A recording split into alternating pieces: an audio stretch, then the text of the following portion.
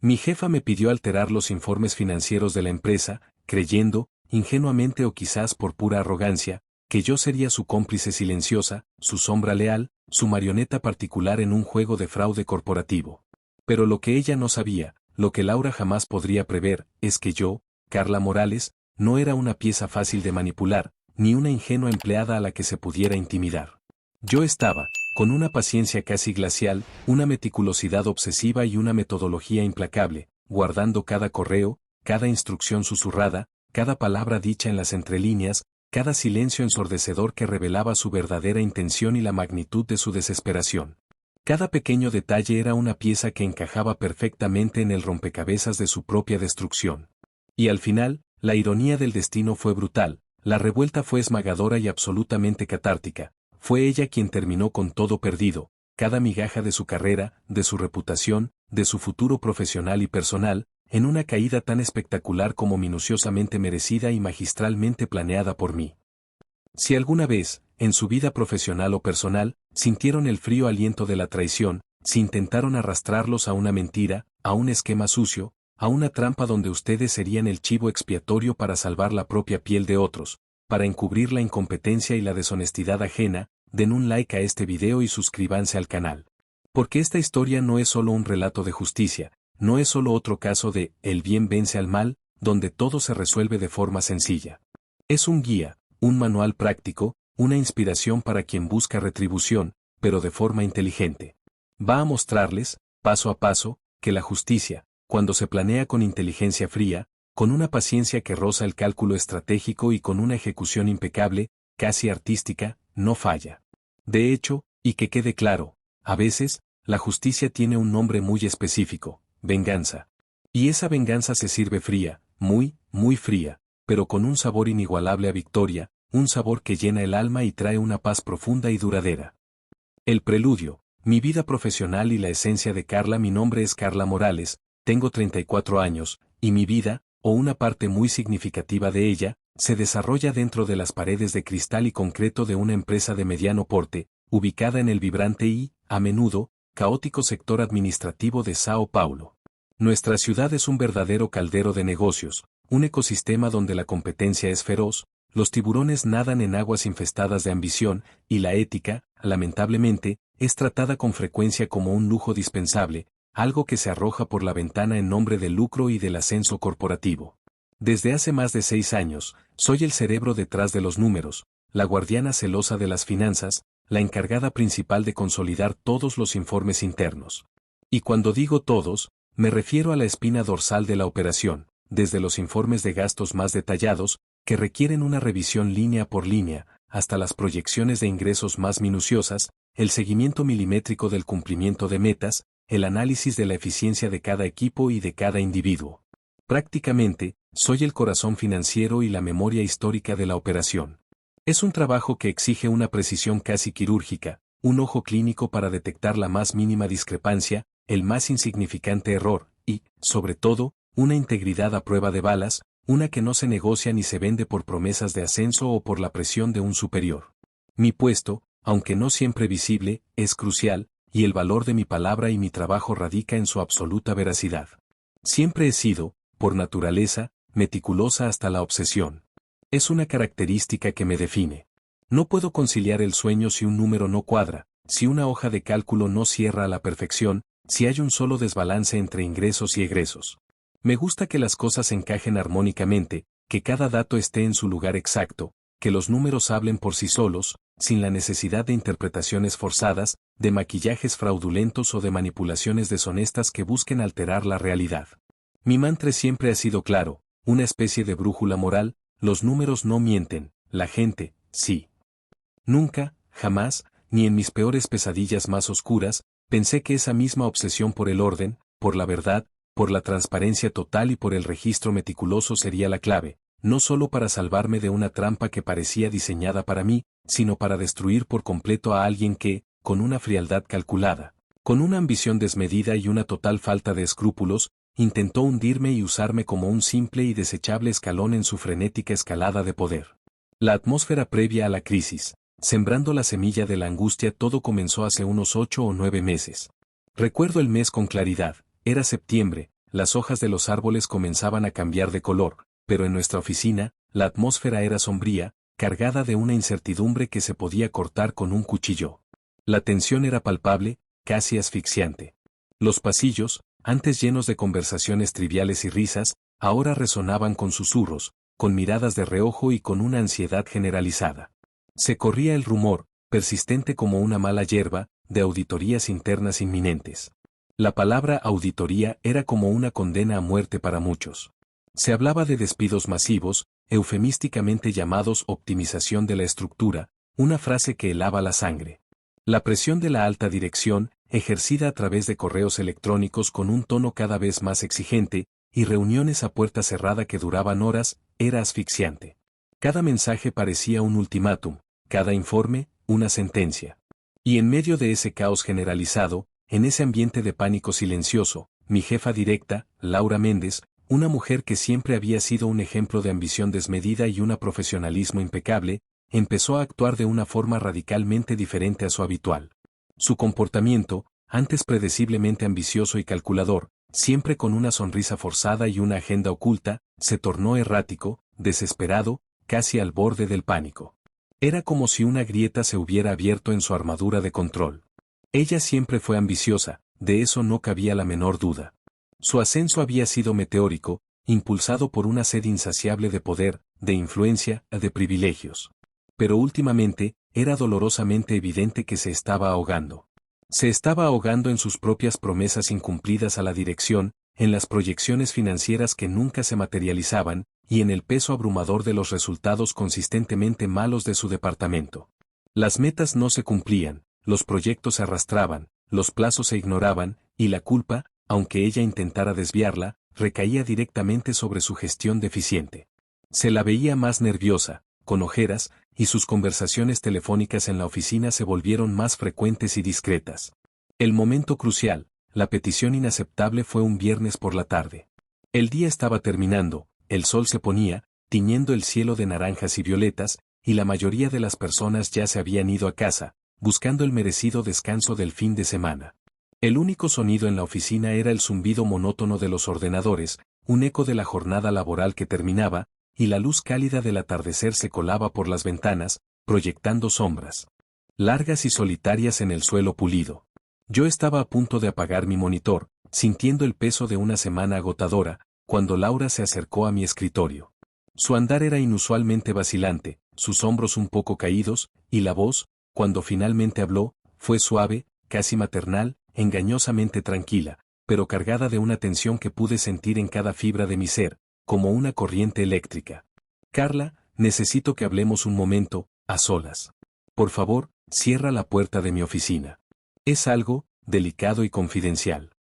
Mi corazón dio un salto, un pequeño y silencioso campanazo de alarma.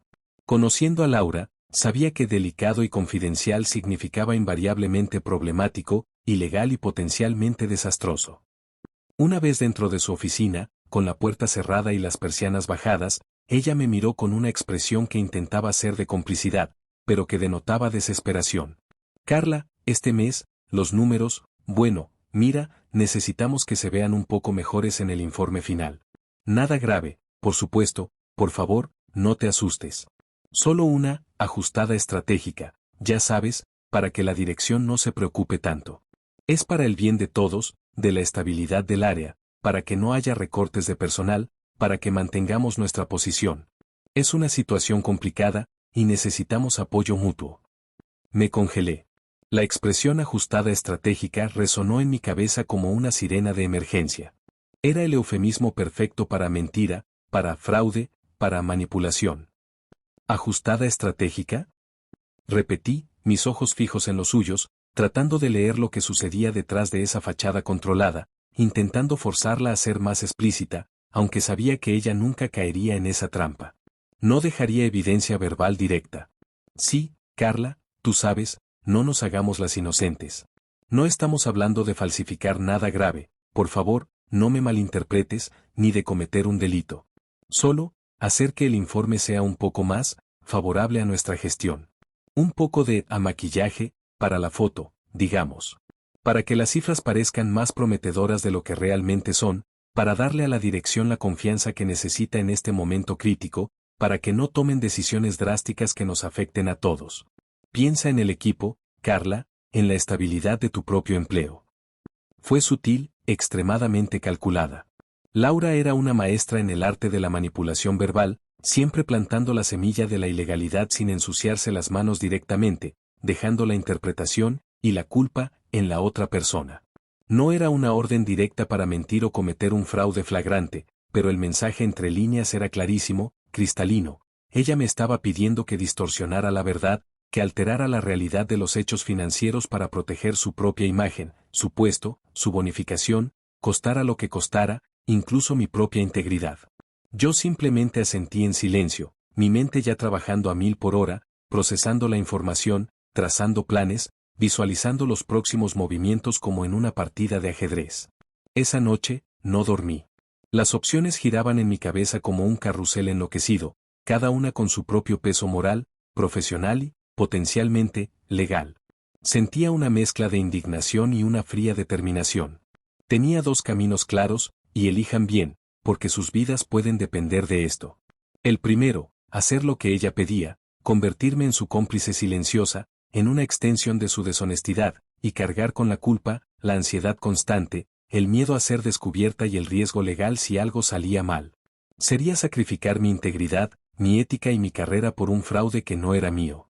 O el segundo, apegarme a la verdad inquebrantable, a los números puros.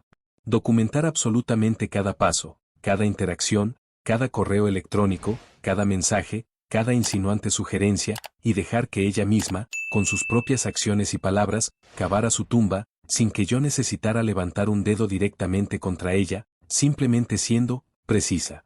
La precisión sería mi arma más letal. Elegí el segundo camino. Elegí la inteligencia, la paciencia estratégica y, sí, la venganza disfrazada de profesionalismo impecable. La estrategia de la recolección, tejiendo la telaraña de la evidencia desde el lunes siguiente, me transformé. No solo en una empleada diligente, sino en una detective encubierta, en una espía dentro de mi propia oficina. Mi escritorio no era solo un lugar de trabajo, se convirtió en mi cuartel general de operaciones secretas, mi base de datos personal para la justicia. Empecé a recopilar todo con una meticulosidad casi obsesiva, una dedicación que habría avergonzado al mejor investigador privado. Era como si estuviera armando un expediente forense para la fiscalía, pero esta vez, la víctima y el verdugo compartían el mismo espacio laboral. Cada correo electrónico que contenía sus solicitudes ambiguas, aquellas frases sutilmente manipuladoras que pedían ajustes o mejoras visuales en los informes. Cada mensaje de chat corporativo, donde sus sugerencias para optimizar los números se iban volviendo cada vez más explícitas a medida que la presión sobre ella aumentaba. Cada archivo de Excel con versiones previas de los informes, y en particular, las que ella había editado o había hecho comentarios pidiendo cambios que alteraban la realidad. Incluso grababa discretamente, usando la función de voz de mi celular, breves audios de conversaciones informales en los pasillos o en la cafetería, donde ella, con su sutileza venenosa, insinuaba claramente lo que quería, siempre dejando su huella digital verbal en cada intento de manipulación. Esas grabaciones eran cortas, pero con frases clave que eran imposibles de refutar. Creé una carpeta oculta y protegida con contraseña en mi computadora, y una copia de seguridad en un disco externo cifrado que guardaba en casa. Registraba la fecha, la hora, el contexto y el contenido de cada pieza de evidencia. Documenté hasta los silencios, los segundos de duda antes de una respuesta evasiva, las expresiones nerviosas en su rostro cuando tocábamos el tema, las pausas estratégicas en sus discursos que revelaban la incomodidad de la mentira. Cada detalle, por insignificante que pudiera parecer en ese momento, era una pieza vital del complejo rompecabezas que yo estaba armando para su inminente caída. Sabía que la verdad, pura y sin filtros, sería mi espada más afilada, y la documentación exhaustiva, mi escudo impenetrable. Con cada archivo guardado, sentía una pequeña victoria, un paso más hacia la justicia. Cuando terminé de consolidar el informe real, aquel que reflejaba la verdad cruda, sin maquillajes ni adornos, con números que, francamente, no eran nada favorables a la gestión de Laura, sino más bien desastrosos, no dudé ni un segundo. Lo envié directamente para la dirección general y para el consejo de administración, a las más altas esferas de la empresa. Y, por supuesto, la copié a Laura, asegurándome de que ella viera que la verdad estaba siendo expuesta. El asunto del correo electrónico era claro, conciso y, para mí, una pequeña victoria anticipada, casi un grito silencioso de triunfo que solo yo podía escuchar. Informe mensual completo u datos auditados y verificados. Consolidación rigurosa y transparente. Una declaración de intenciones. Ella no respondió al correo electrónico. No hubo una respuesta furiosa, ni una llamada para reclamar. Su única reacción, predecible en su intento de mantener una fachada de control y normalidad, fue un escueto emoji. De pulgar hacia arriba en el chat interno de la empresa, enviado minutos después. Una aceptación forzada, una rendición implícita y amarga ante la evidencia innegable que yo había puesto sobre la mesa de los poderosos. Ese pulgar arriba fue, para mí, una pequeña joya de su propia hipocresía. El comienzo de la caída, la tormenta se desata 2 días después, como una tormenta que se había estado gestando lentamente en el horizonte, comenzó el verdadero show. Empezaron las preguntas. No eran simples consultas, eran indagaciones profundas, llamadas a reuniones inesperadas. Los directores y consejeros notaron, casi de inmediato, que los resultados reales que yo había presentado en mi informe no coincidían en absoluto con las promesas de cuento de hadas y las proyecciones infladas que Laura había vendido semanas antes en sus reuniones ejecutivas. La brecha entre la realidad cruda y sus fantasías fabricadas era abismal, innegable, y clamaba por explicaciones urgentes. La presión estaba sobre ella. Laura me llamó inmediatamente a su oficina. La encontré allí, de pie junto a su mesa, con las manos temblando ligeramente mientras intentaba, en vano, encender la pequeña lámpara que adornaba su escritorio. Su rostro, antes tan seguro de sí mismo, tan inmaculado, ahora era una máscara de desesperación y terror. Sus ojos, normalmente fríos y calculadores, estaban inyectados en sangre. Su voz, antes melosa y persuasiva, ahora era un susurro histérico, casi un siseo que apenas podía entender. Carla, ¿qué demonios hiciste? Te dije que los números tenían que mejorar, no empeorar. Me traicionaste. Nos hundiste a todos. No puedo falsear datos, Laura. Lo sabes, y sabes que mi ética profesional y la política de la empresa son claras al respecto. Mi trabajo es presentar la verdad, no fabricarla para beneficio de nadie, ni siquiera para salvar tu puesto. Su cara se contorsionó en una expresión de rabia, desesperación y miedo que no pude evitar disfrutar. Se lanzó hacia adelante, golpeando las manos sobre la mesa con furia contenida. Yo no te pedí que mintieras, Carla.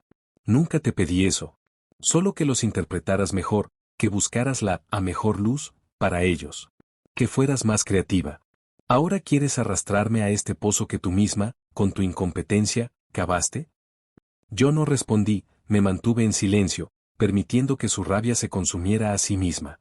Simplemente la miré con una calma absoluta que la desarmó por completo. Mi postura era inquebrantable, porque en ese momento, yo ya lo tenía todo.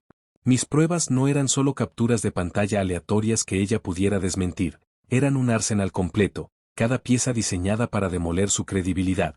Correos electrónicos con fechas y horas exactas, mensajes de chat incriminatorios, versiones previas de informes con sus propias anotaciones y comentarios que pedían cambios deshonestos, e incluso esos audios breves, pero contundentes, en los que ella, con su sutileza venenosa, insinuaba claramente lo que quería, dejando su huella digital en cada intento de manipulación.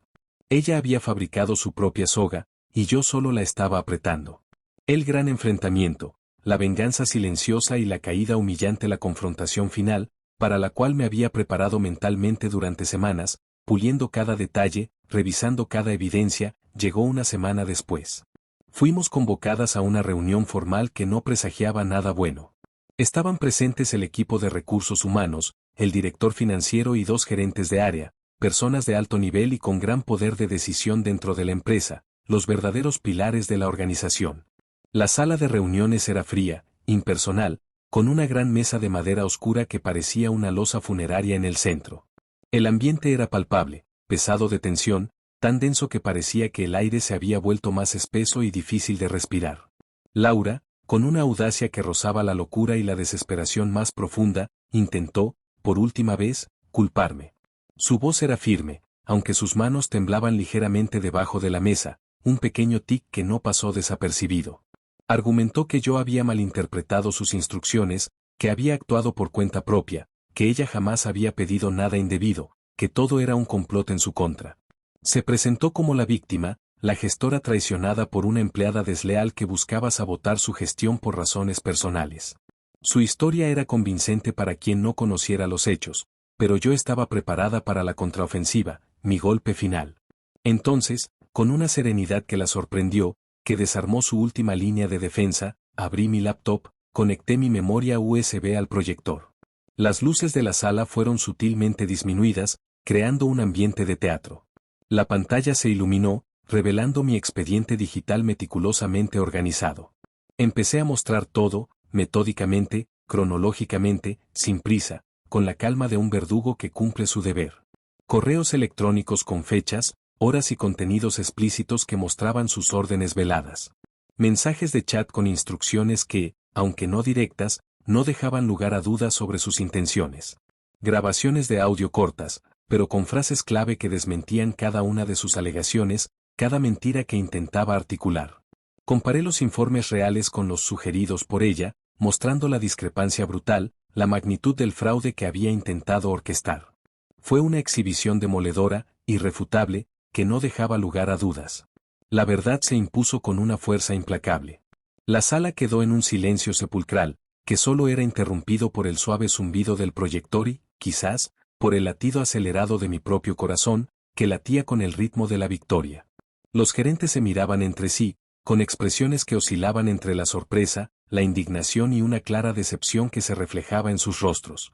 Uno de ellos, el director financiero, un hombre serio y de pocas palabras, con una reputación impecable, finalmente rompió el silencio con una voz grave y determinante que resonó en la sala. Gracias, Carla. Esto aclara completamente la situación. No hay más preguntas.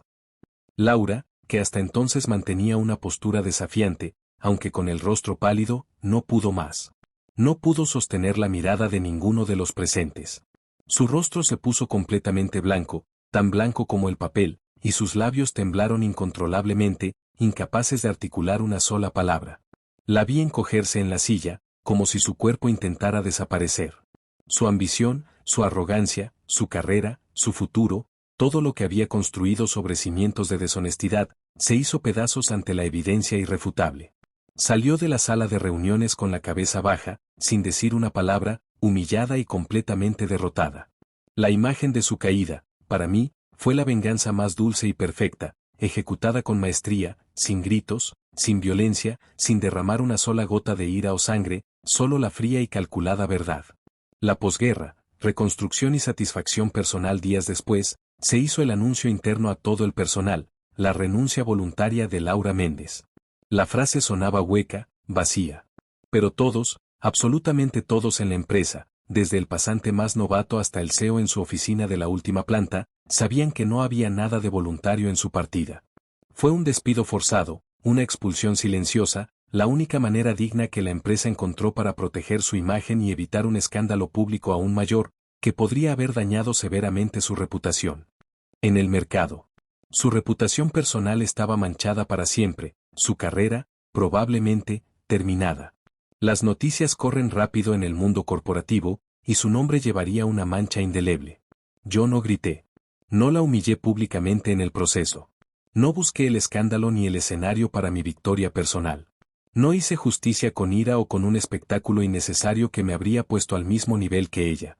Simplemente trabajé con precisión quirúrgica, con la paciencia infinita de un depredador que acecha a su presa, y dejé que los hechos, los fríos y duros hechos que había pacientemente recolectado, hablaran por sí mismos, con una elocuencia que ninguna palabra podría superar. Y observé, con una satisfacción tranquila y profunda que me llenaba el pecho, como su ambición desmedida, una ambición ciega y corrupta, la devoró por completo, dejándola sin nada. Su prestigio, su carrera, su futuro profesional, todo se desvaneció como humo en el viento, como castillos de arena arrastrados por la marea. Desde entonces, mi respeto dentro de la empresa no solo creció, se solidificó, se volvió inquebrantable. Personas que nunca me hablaban se acercaron para felicitarme en los pasillos, para estrechar mi mano con un gesto de aprobación, para darme un pulgar arriba con una sonrisa de complicidad. Una compañera, con lágrimas en los ojos, se acercó a mi escritorio y me dijo con voz embargada, «Gracias, Carla, por recordarnos que ser correcto, ser íntegro, todavía importa en este mundo. Tú eres una inspiración y un ejemplo a seguir. Yo solo sonreí, una sonrisa que venía del alma. Porque aunque parezca poco, aunque la venganza no tenga un letrero luminoso ni una ovación de pie, dormir en paz cada noche, con la conciencia tranquila y la profunda satisfacción de la justicia bien ejecutada, de haber defendido lo correcto, no tiene precio. Esa paz es mi mayor recompensa. A veces, la justicia no necesita venganza violenta, ni escándalo público, ni enfrentamientos dramáticos que agoten el alma. A veces, la mejor forma de responder a la traición, al abuso de poder y a la deshonestidad es con evidencia irrefutable, con inteligencia estratégica, con una paciencia inquebrantable que te permite esperar el momento justo, y con la fría certeza de que la verdad, por más que la intenten ocultar, siempre sale a la luz, para bien de los justos y para la caída estrepitosa de los ambiciosos sin escrúpulos. ¿Alguna vez fuiste testigo de una caída tan merecida como esta? ¿De una venganza tan silenciosa pero tan devastadora? Cuéntamelo en los comentarios. Y si te gustan las historias donde la inteligencia, la integridad y la paciencia derrotan al abuso de poder y a la injusticia, suscríbete, deja tu like y comparte este video con alguien que necesite recordar que, al final, la verdad siempre prevalece.